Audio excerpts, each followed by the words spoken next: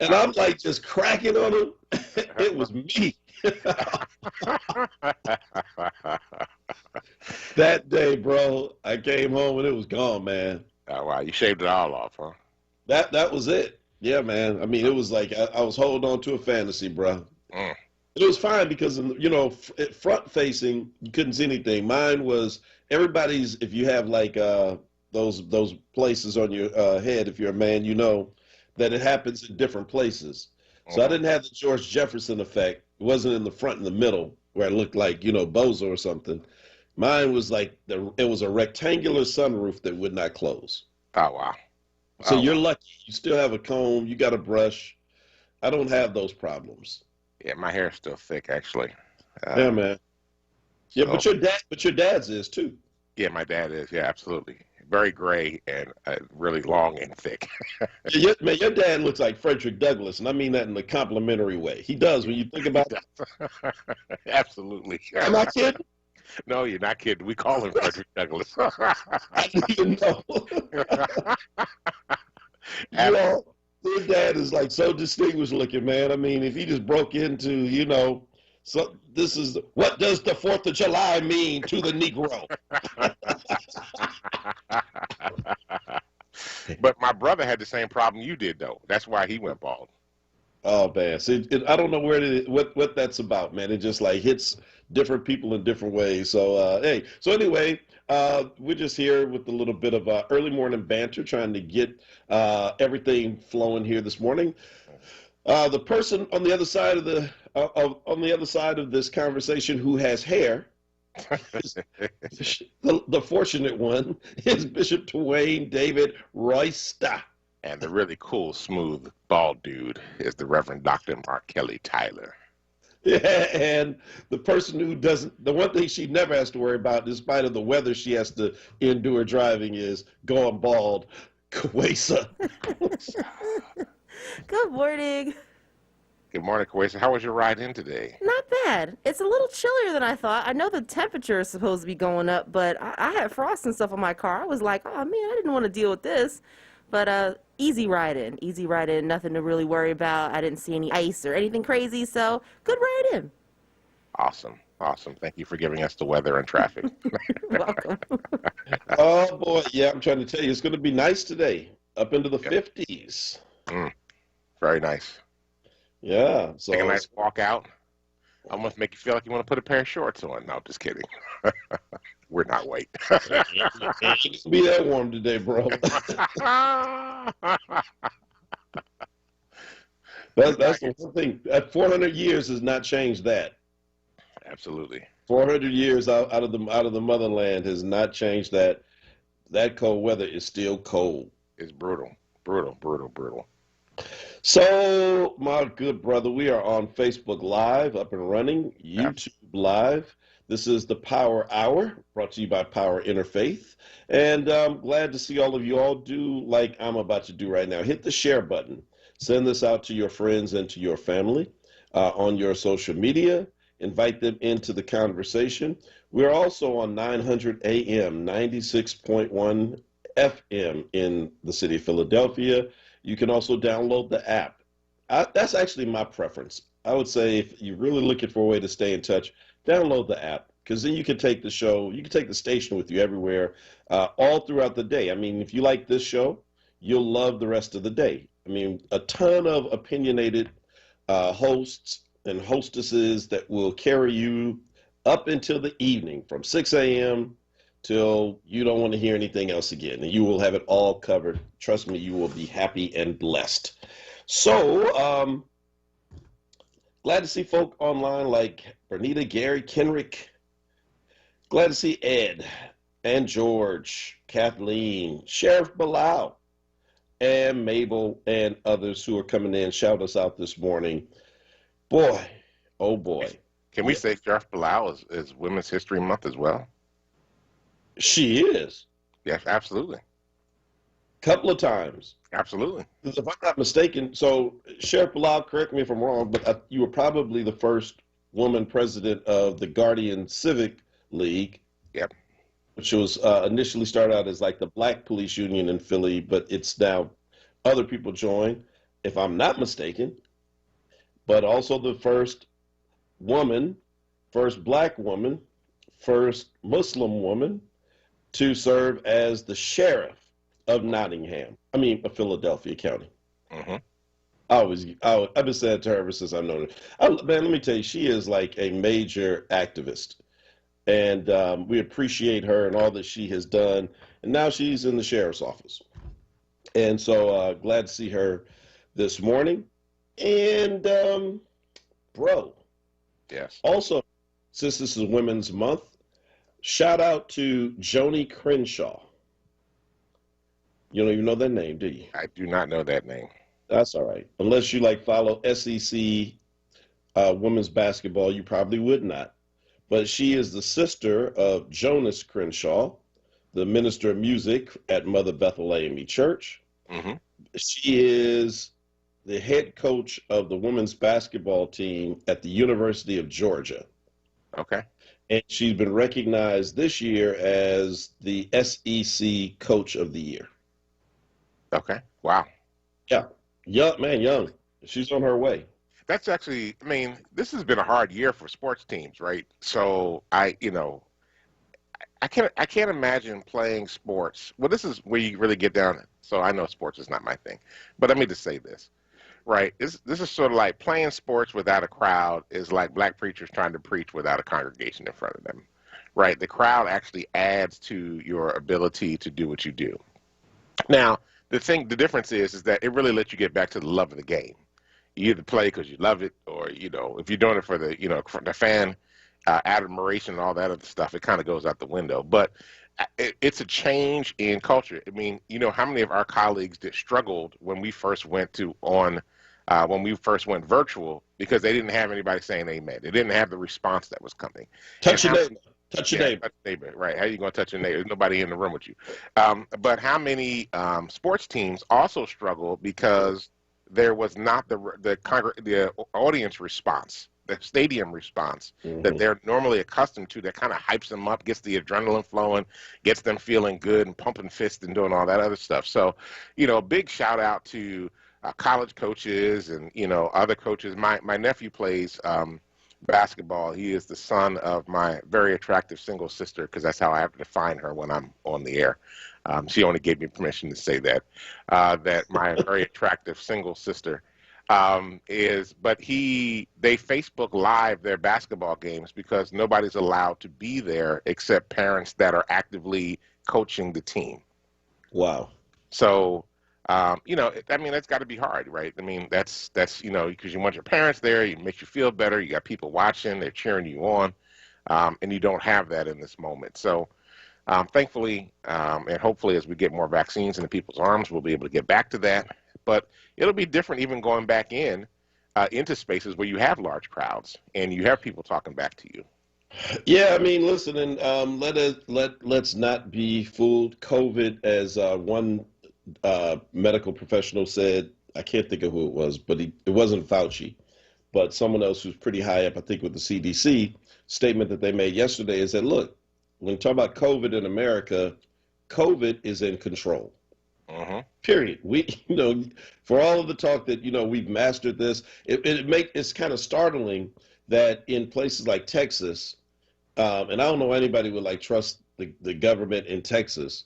I mean, they're the ones who left you freezing in the cold for a couple of weeks because of their decisions around electric and the power grid. Right. But, in Texas, the governor now is lifting the mask mandate. Yep. And, it's yeehaw. Remember the Alamo. And so, I mean, so we're in this weird place where, COVID has probably found its best home. It's probably been thinking this is not the first coronavirus. Right. So you think about other things like SARS and MERS and those other diseases are probably thinking why didn't we start in America before? Right. Because America's great for COVID. Yep. Unfortunately. Yeah. I mean, here's the other challenge, though. I'm deeply concerned that, first, Abbott needs to be recalled. He needs to be fired or something. That's the governor of Texas, right? Hmm. Because he's literally putting these people at risk. By the way, the power company in Texas just filed for bankruptcy. I don't know if folk knew that or not. But you know, this company that was charging people for like $16,000 worth of 4 days of electricity because of the fact that they're totally deregulated down there and basically can do whatever they want. Now the state and is reaching out to the federal government asking for help to help pay people's electric bills.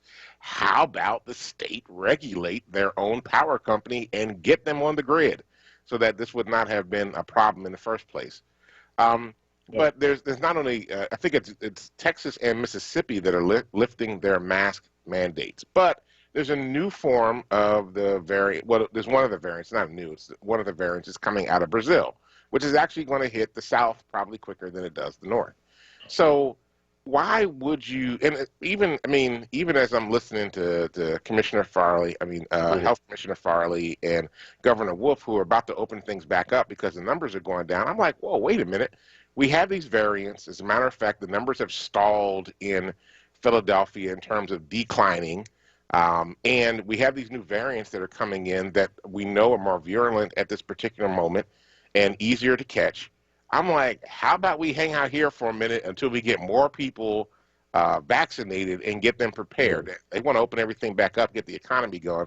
I'm like, you got another month to be able to do that, or so let's get some vaccine and some more arms. So I just think we're in a very precarious, dangerous moment where people are just trying to rush to do everything. And I'm like, how about you take your time here for a minute so that we can have more people that'll be around on the back end of this thing? Well, I mean, listen, folks, if you don't know it already, this is America, and what that means is that in things like this, you are on your own, all right? And that, don't look to the government to try to give you guidance in this because, COVID has become a political issue. And when it becomes a political issue, the decisions a lot of times have nothing to do with what's in your best interest or the best interest of the people around you. It's in the best interest of the person who's an elected official trying to remain an elected official. And that is, we've seen that on the national level. We've seen it on a state level across the country. We have seen it also on a city level. And so I say that, you know what, wear your mask. I had to take my daughter to DC yesterday, and we took the train down. And and they, school related stuff. And so but the train max capacity is 30%. But, here's a guy, everybody's masked up, except this one guy a couple of rows back who's like eating, then he like leaves it off, older guy. But he's like, kind of starts coughing. And it's like, yo, dude, put your mask on. So you know what we did? In the best interest of ourselves, we moved up. Yeah. And we were already both wearing a double mask. Right. But it's still like, you know what? You're not, at this point, take your own health into your own hands and be responsible for yourselves. So, yes, I have been in large crowds. I participated in a number of protests last year. Thank God I did not contract the disease. But, in all of those protests that I went to, the activists were tremendous. Those young people had masks that they were giving out. Yeah, they had the hand sanitizer repeatedly. Hey, have you cleaned your hands lately? I mean, the entire emphasis was on let's exercise our First Amendment, but also let's be healthy. So as things are opening back up, yes, you can be around other people. Yes, you can interact. But the idea that somehow you don't need any kind of protection, you don't need anything, and COVID is over, man, that is a farce. Yeah, absolutely. I couldn't agree with you more. I think we're still going to be in this for a while. I know the latest information coming out of Washington is that they'll have enough vaccines for all adults, American adults, by the end of May. I hear that, but having the stockpile and getting it into people's arms are two different things. And then the other issue is, what are you going to do about the folk that don't want to take it, right? That's the challenge that I think we also have. Make them take it. They don't mind controlling people's bodies. They say women. They tell women you can't do that to your body because we're the government. We said you can't. We should be able to legislate what you do to your body because that's your body is carrying a life and therefore it's our responsibility to protect it. So if that works with abortion, then why can't it work with COVID? because now your body is dangerous to other people and a danger to other lives around us. So, no, sit your butt down and get the shot in your arm. But I have a divine revelation that an angel is going to come from Africa and protect me from the COVID virus. Shoot. You know what? They are like, everybody is like, to some degree, everybody is hypocritical, right? Everybody. And if you like are an activist, or if you're like, a devout advocate for some position, there's a bit of hypocrisy in all of us.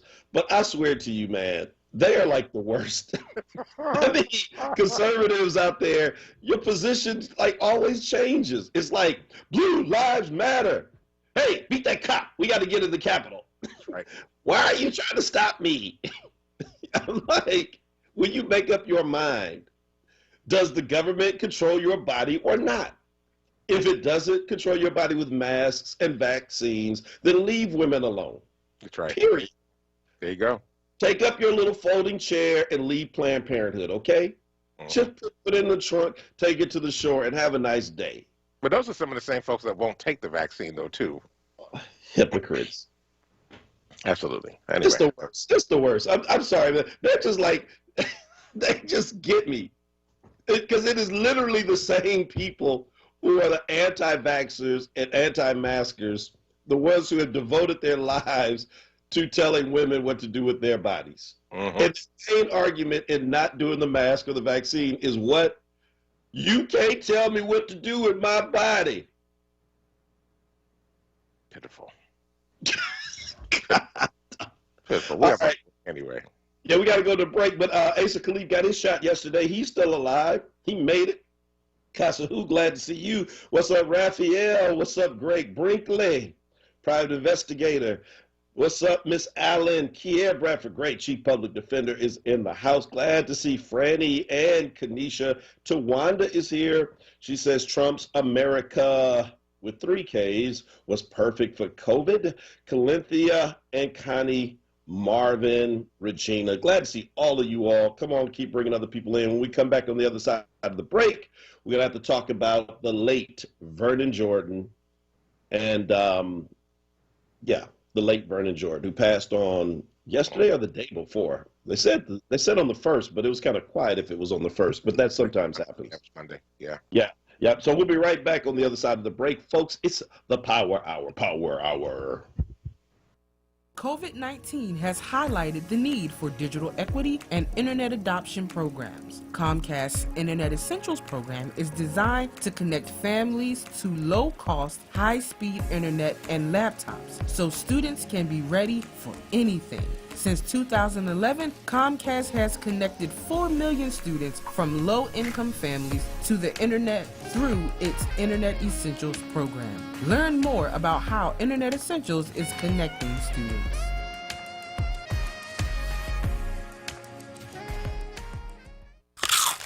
Okay, Her's new fire potato chips and cheese curls, they are spicy. Whew, they're hottest snacks yet, hold on. Whew, but it's not just heat. There's some nice sweet and savory stuff going on too. Ooh, there's that heat again. It burns, but it burns so tasty. Ooh, that's hot. Find Her's Fire Snacks at your store today. Whew, taste the flavor, feel the heat, break out the Her's. WURD Radio celebrates Women's History Month with the 2021 Level Up Contest. Join us as we embark on a 3-city contest that will highlight Black women-owned businesses who are making a difference in their communities. You can nominate yourself or your favorite Black woman-owned business and enter to win a marketing campaign valued at $5,000. Level Up is a joint production of WURD Radio in Philadelphia, WVON in Chicago, and KJLH in Los Angeles. These 3 Black-owned stations are joining forces to host a historic, interactive, and multimedia contest spotlighting Black women-owned businesses in Philly, Chicago, and Los Angeles. The deadline for submissions is March 15th. Philadelphia finalists will be featured in a special 2-hour live on-air pitch party on March 31st, where the Philadelphia winner will be selected. Go to wordradio.com and click on the Level Up banner for more information or to nominate yourself or a Black woman-owned business you love. The 2021 Level Up contest is sponsored by Comcast, Bank of America, PECO, Keystone First, Thomas Jefferson University, and Jefferson Health. You're listening to WURD Radio, 96.1 FM and 900 AM WURD, independent Black media. Welcome back to the Power Hour. This is Dwayne Royster along with Mark Kelly Tyler. We're here Monday through Fridays from 6 a.m. to 7 a.m. to bring you the latest in news, happenings around Philadelphia, and, of course, our opinions. And we have plenty of them. We are going to move in now to a time of remembering and reflecting on the late Vernon Jordan. Yes. And just before we do that, I just want to address something that's a very important, I think, question that came up in the chat related to COVID and the vaccine. And so two things. Greg Brinkley asks, he says, I have major concerns about taking the vaccine and should not be hated for it. And I absolutely agree with that, Greg. If anybody has a reason to be hesitant about taking the vaccine, it would be Black Americans and Native Americans, because when you think about the history of our people when it comes to vaccines and medication and the health industry in general, I have actually heard Black doctors who said they themselves did not want to take it because they were hesitant and skeptical. And so, you shouldn't be hated for it. But please understand, my last comment was really aimed more at, this attitude in this country, particularly among like white conservatives and evangelicals who spend their, all of their energy dictating to other people how to basically how to live their lives, what you can do, who you can marry, where you can live. And it's all around this idea that somehow they have the God, gifted ability to control your movement and your body. And then here's the government saying, wear a mask. You must wear a mask to go out. And they are the first ones to throw up into everybody's face. What? I want my freedom. That's my point. But no. But I would say to you, this is related to Will Mega's comment saying that Minister Farrakhan is advising people in the nation not to take the vaccine. And again, look, I get it. I understand why Black folk are afraid of taking the vaccine and feel that it will adversely affect you. I've received the vaccine, the first dose. I can't speak for anybody else. It's been over 2 weeks and I had no side effects other than the fact that my arm felt like somebody hit it with a sledgehammer the next day for about an hour or two. But other than that, in the sense of my eyes didn't start bulging out or anything else. I know a lot of people who have taken it, that nothing has happened to them. And so I am telling you that I know, of all the people that I know who have had it, I know very few people who have said that they've had any kind of side effects, and I don't know anybody at all that's died from it. Now, to the opposite end, as a pastor, I have watched multiple members of my congregation, too many to even think of, who have contracted COVID, who have died from COVID, who have had members of their family die from COVID. I know more people like that in the last 368 days than I do people who died from the vaccine. So you take your own health into your own hands. I recommend getting it. And I'm just saying, I understand though, if you are hesitant, why? And I'm not going to judge you for it, but that's not the conversation that we were having in the last segment. It's been said. Yeah. So, Vernon Jordan, speaking of people passing on. Yep. Passed on. And, we've been talking about Women's History Month, so we should recognize Charlene Hunter Galt first and foremost, because that's really how that was really kind of Vernon Jordan's kind of entree onto the civil rights scene. Mm-hmm. He was a young attorney. He was not much older than her, right out of law school. And but she, and that's kind of where we started with University of Georgia this morning, talking about Joni Crenshaw, who's black woman head coach of the Georgia Women's Bulldogs, coach of the year now. But that's incredible given the fact that white folk at University of Georgia wanted to kill Charlene Hunter Galt for even enrolling to be a student there. And so Vernon Jordan, her attorney, one of the attorneys, he was like a junior attorney in that office, who helped fight the state to get her in. Her and Hamilton, I forget Hamilton's the rest of his name, but there were two students, and he actually walked her onto campus that first day. Oh wow! Oh wow, that's cool. Yeah, this dude has some. I mean, look, Vernon Jordan, he was. You're like this. He was an AME. I keep telling you, man. Everything always goes back to the AME church with you. But anyway, that's not. Everything goes back to the AME church. I didn't make this up.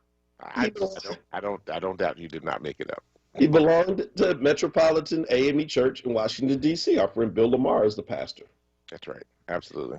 But he was, so Vernon Jordan was also he also led the UNC, he was the executive director of the UNCF in the early 70s, and then went on to a 10-year career as the head of the Urban League, where toward the end of that time, he was shot and almost killed in an assassination attempt by this guy, Joseph Paul Franklin, who is dead now through lethal injection.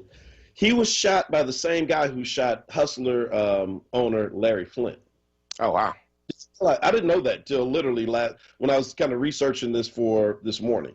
Oh, wow. That's interesting. The guy who shot him went on a killing spree for about 4 years before he was caught. He was bombing and torching synagogues. He was killing interracial couples. He just went all around the country. He's like responsible for according to his own testimony, like over 20 murders. Oh, wow. And so he heard on the radio that Vernon was going to be in Indiana speaking at a hotel, and he hid out on like a grassy knoll, literally, with a high caliber sniper rifle. And when Vernon Jordan got out of the car, he shot him in the back. And had it not been for a young black surgeon in Indiana who worked on him for like 4 hours, they said he would have died. Oh, wow. Oh, wow. Yeah. I mean, this is to the point that we always talk about this, black folk who speak out becoming targeted. I mean, he was over the Urban League in the 70s and 80s. I mean, that ain't exactly Minister Farrakhan. You know what I mean? Right. I mean, really, it's like, and I'm not diminishing the Urban League. That's not my point. My point is, and I deeply appreciate Mark Morial, our own local leadership here, and everything that they do. My point, though, is that like they're like definitely, like not in your face in the same kind of way. And if you are so threatening that you're going to try to kill the president of the Urban League, what would you do to even the more outspoken black folk? Right.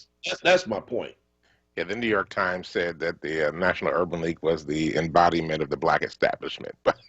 So, yeah, and I wouldn't go that far. That's the New York Times' opinion, but I'm just simply saying that it's kind of like they ain't Black Lives Matter. Right. And so, but yet it's still a threat.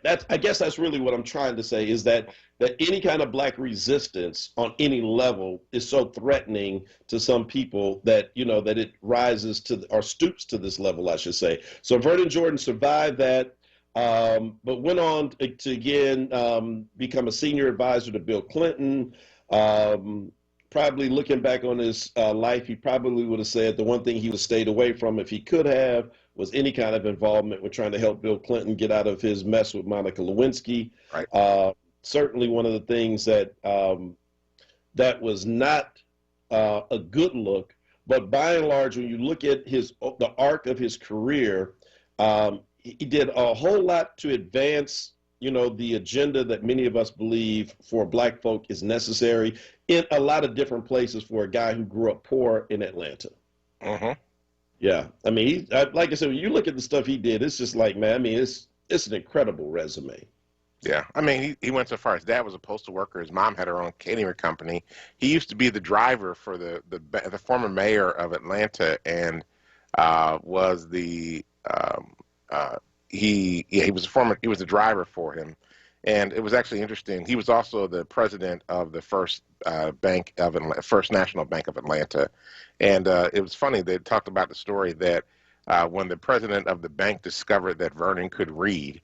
Now this is back in the the 40s, right? It's like, what do you mean he can read? I mean, he went to school. I mean, he can read, but like literally, he was like discovered he could read because Vernon Jordan was taking a break at his house, and he was in his library reading his books.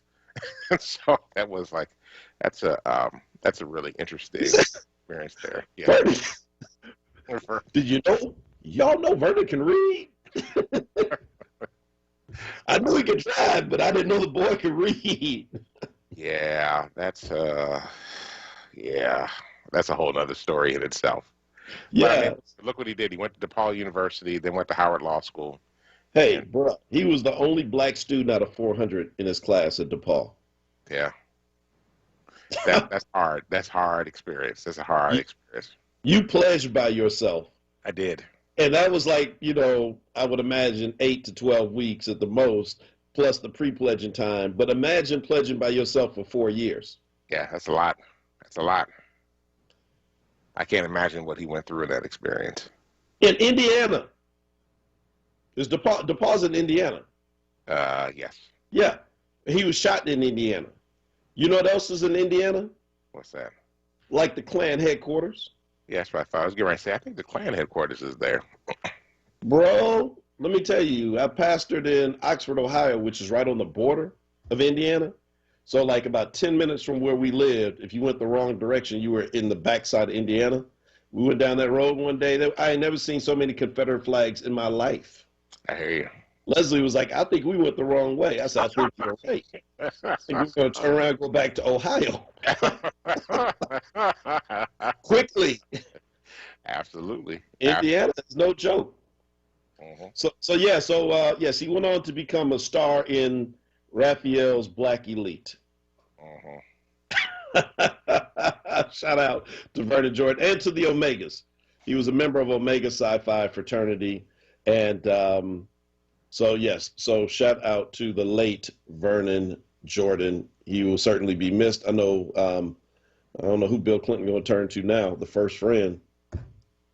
He helped, man, can you imagine how much stuff he actually really helped him out of?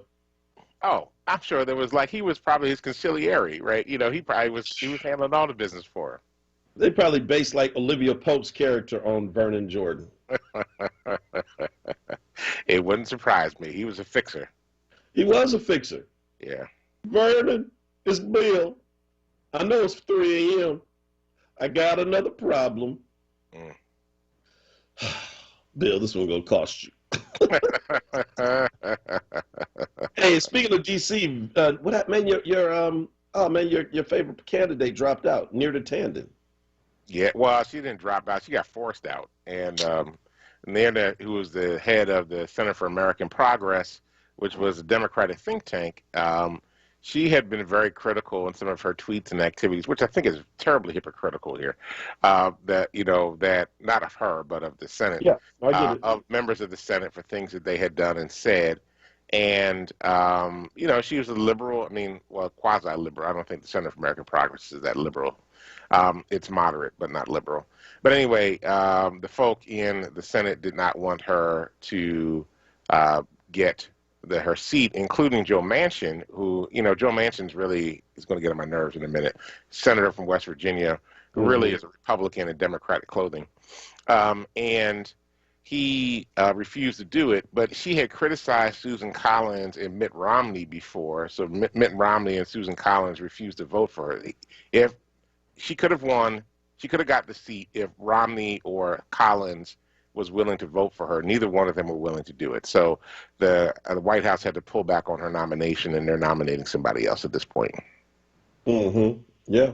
because she had pissed them off. I mean, I think that there's quite a bit of sexism involved in all this because some of the stuff that some of the other people do, but it's just really problematic. So anyway, Well, be an American that would have served as the head of the Office of Management and Budget. well, I mean, look, there is a lesson here, right? And it's be careful what you tweet, right? I'll never be able to get elected, though. If I can get elected, That's why people tell me all the time about I should run for this, I should run for that. I'm like, man, I talk way too much junk. Way too much junk. My son will get me caught up. Oh, look, I am nobody's fool. People just try to get me set up to look like an idiot. Like, are you crazy? Like you said, man, my sermons, I've been recording sermons since the mid-'90s. Oh, yeah. Oh, no. That'll never happen. Never public office. You won't have me as your rug to walk on. Just down here in the private sector. That's right. Oh, look, it's 6:40 in the morning, and hey, Greg, I see. So Greg actually says part of his hesitancy is based on some data that he has, and I mean, like I said again, man, it is for me, I'm going to do it. Do my second shot. In fact, I'm already scheduled for it. But I think at the end of the day, it's also about this. It is also about being responsible in how you live. Because whether or not you take the vaccine, honestly, you can really minimize the risk of contracting COVID-19 by just how you interact with people on a daily basis. That's right. It really, the mask is probably still one of the most effective things that you can do. And again, just, man, it is so tempting because we've been away from each other for a year to see each other in a small group, and you just want to take the mask off. But I mean, think of the mask like a t-shirt. There was a time people didn't wear shirts or pants or shoes, but along the lines, they discovered it was for their own good to add different layers. It's a new layer, and you might as well just start accessorizing with it. Yep. I'm looking for one for my tuxedo for when we start rocking tuxes again. It's gonna have the tuxedo stripe on it. Yeah. That's gonna be dope. Watch. There you go. I called it. All right, look, it's 6:41. We got to take a quick break, and we come back. We'll continue this conversation. It's the Power Hour. Did you know you can use LIHEAP to pay your PICO bill? Last year, PICO customers received almost $17 million in free LIHEAP support. This year, take advantage. This deal is first come, first served. Apply now. Call 800-34-HELP-4. I'm Anthony McGlaughlin. Been denied insurance? Call 215-782-8574. Life insurance, age 0 to 85, no examination needed. Homeowners insurance, any home, any condition, same-day coverage. 215-782-8574. Auto insurance, we can have you covered in 15 minutes. Business insurance, call 24 hours a day, 215-782-8574. I'm Anthony McGlaughlin. When you need insurance, I can help. Clark Roofing Company has over 30 years of quality roofing experience, providing exceptional customer service, honesty, and professionalism. Clark Roofing is a second-generation master roofer, installing top-quality roofing systems for commercial and residential properties across the tri-state area. For fast, dependable service, call 215-365-ROOF. That's 215-365-7663. Now, a traffic update on WURD Radio. Good morning. So in pretty good shape early on this morning. This report sponsored by Liberty Mutual Insurance, where you only pay for what you need. Schuylkill Expressway eastbound Montgomery through Girard. Bit of a slow ride there, beginning to pick up looking at the westbound side. No major problems there as of yet. Vine Expressway through Center City still looking good. Southbound Boulevard Route 1, some light volume there, beginning to build from Broad down through Fox. I-95 in Philly, southbound side, Cotman down through Bridge Building there. Then again, Betsy Ross through Girard northbound. Looks pretty good still this morning. Looking at 42 in New Jersey, not bad. 55 northbound north of Deptford, and 42 beginning to pick up a little bit there.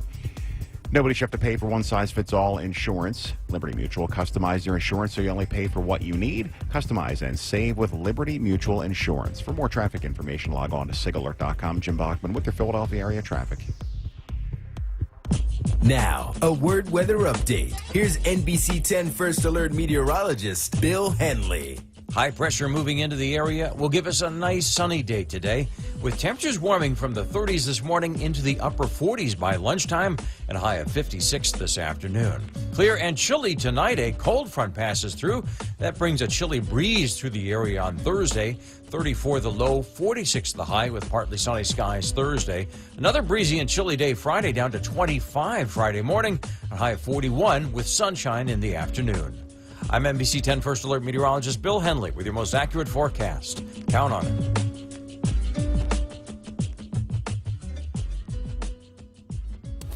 You're listening to WURD Radio, 96.1 FM and 900 AM WURD, independent black media. Welcome back to the Power Hour. This is Dwayne Royster along with Mark Kelly Tyler. So you got a couple of things going on here. So first, the new vaccination site that's run by FEMA in Philadelphia is scheduled to open. They did a soft open yesterday, and they were able to do about 234 people in a couple hours. They're supposed to be able to get up to 6,000 vaccines in the course of a day, and hopefully that will help to move the vaccination process along here in the city of Philadelphia. And so we're looking forward to that.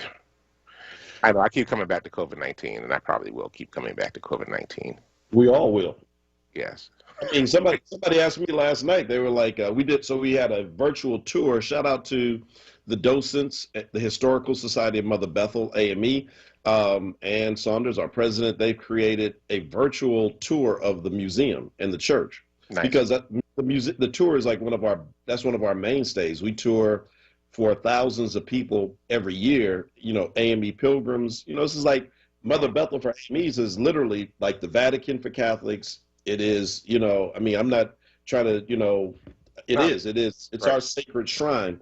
And so we get family reunions, we get school groups, we get everyone who wants to come in. So for our museum has been closed and shuttered, and they developed a beautiful, a tour. Last night they did a tour for like 100 people from an AME church, St. Luke in Harlem, and great tour on Zoom. But I jumped on at the end, and some of the folk were kind of lingering around at the end of the tour, like a real tour. It's like over, folk are still hanging around asking more questions. And they said, "So when are you all opening again?" And I was like, "Yeah, you know what? I'm opening. I'm like literally like what I said earlier with the guy from the CDC. COVID is in control. That's right. I have no interest in killing my members. There you go. Period. I just don't. So I'm not interested in that.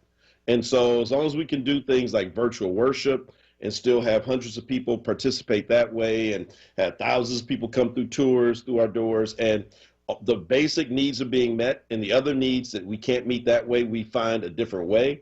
As long as we can do that, look, bro, I ain't in a hurry. I understand. I'm completely with you on that. Completely with you on that. Deacon Malika is not on here today, but she would know that she and I have had these conversations because she's the chair of our deacon board, and I'm like, I'm not rushing. And a wonderful thing, a lot of the seniors at the congregation I pastor are getting their vaccinations.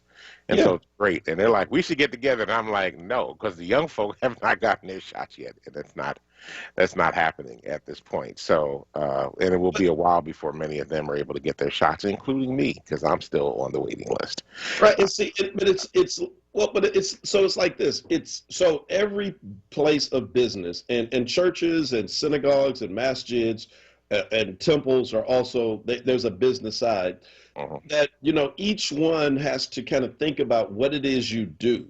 And that should also guide and bring you in. So what do we do? So for us to worship, you have to have singing. Singing is one of the super spreader things. And so unless I put everybody in their own little bitty individual glass shield, and the kind of things you got to do to even get people safe, who wants to be there? And then the preacher is preaching. I'm up there for 30 minutes expelling, and it's going like out in front of me. So if I come in and I just happen to be sick that day and I don't know it yet, I've created an unhealthy environment. Right. And all it takes is one. And so it's not the kind of place where we come in. If we were maybe like Quakers and we come in and worship, for us is very quiet and we just sit, and maybe someone stands and says something and someone sits right back down. That would be one thing. People come to the altar. They're weeping. They're crying. So you're there and you're crying about your loved one. Your tears, you may be sick, whatever. It's on the altar rail. It's not clean. I mean, it's just, bro, COVID is in control for right now. Absolutely. And we just gotta have to roll with it and just accept that this is normal for now. Yeah, for this season. That's exactly right. That's exactly right. It is absolutely, that's in control. Hey, hey, real quick, you know who complains the most about not coming to church? Who's that? People who don't come to church. I'm like, some message like, you know what? You're the most inconsistent churchgoer I know. Like, it's a shame the government to close the church down. You closed church down on yourself years ago. You are a Christian Mother's Day and Easter member. That's all it is. But you upset church is closed. The most faithful people are like, Red, we're good. But it is literally across the country, the people I've been seeing on social media is hilarious. Folk who don't go to church are mad that the churches are closed. Buildings. Yeah. Well, they'll, God is everywhere. Amen. God is everywhere. You can worship. You can worship anywhere. So I completely understand that. Hey, man, I don't know, I think we talked about this a little bit yesterday, or maybe it was another conversation I was in about the fact that the GOP is really waging war on voting rights, and they're, going after Georgia. Part of that is because they're trying to prevent Stacey Abrams from getting elected governor in about 18 months. But they're really working to tamp down on the vote. Yeah, we did talk about this yesterday. I'm trying to remember. I have so many conversations in the course of the day. I don't know who I'm talking to sometimes. Well, but I mean, we brought it up last night, even in our Bible study again. It came back up because it's such a, we're reading Howard Thurman's Jesus and the Disinherited. Oh, that's my book, man. That's my book. I read it every year.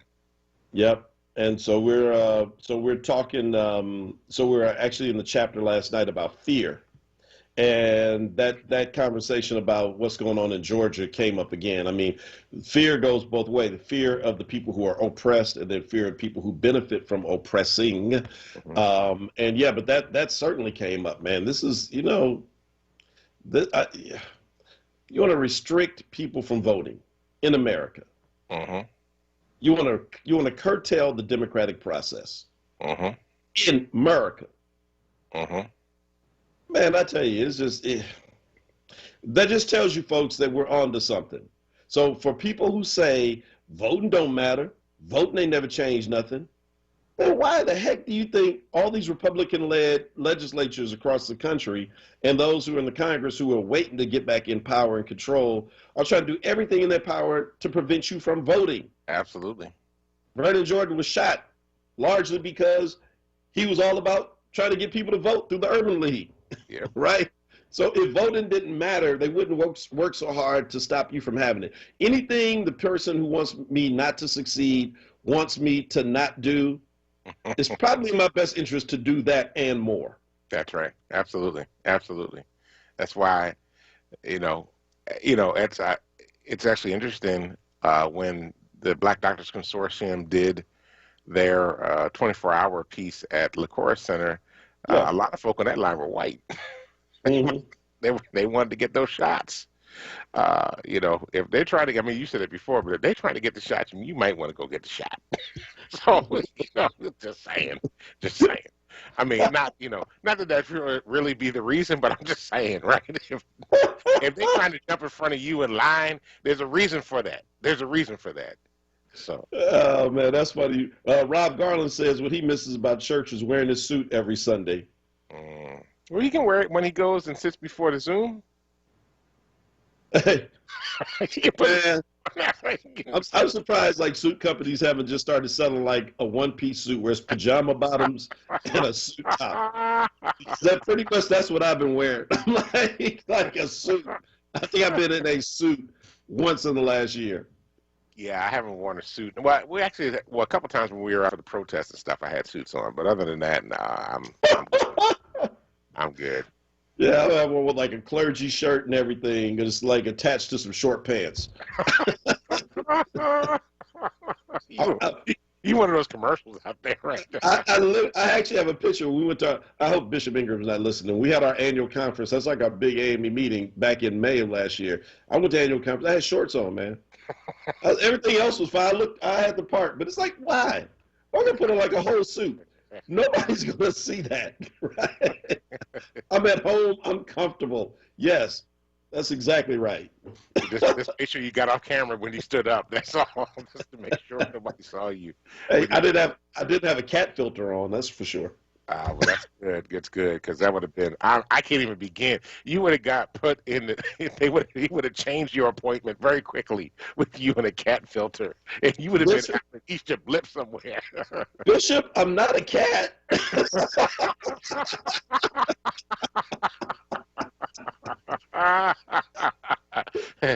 Mother Bethel, you're getting a new pastor.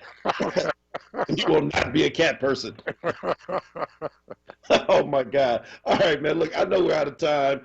Folk really loved yesterday Reverend Kilpatrick. Yeah, they loved it. He's been trending. As he said, shut your white mouth. That's what the white preacher said. He said, if you ain't down with black folk getting reimbursed and reparations, shut your white mouth. That's what he said.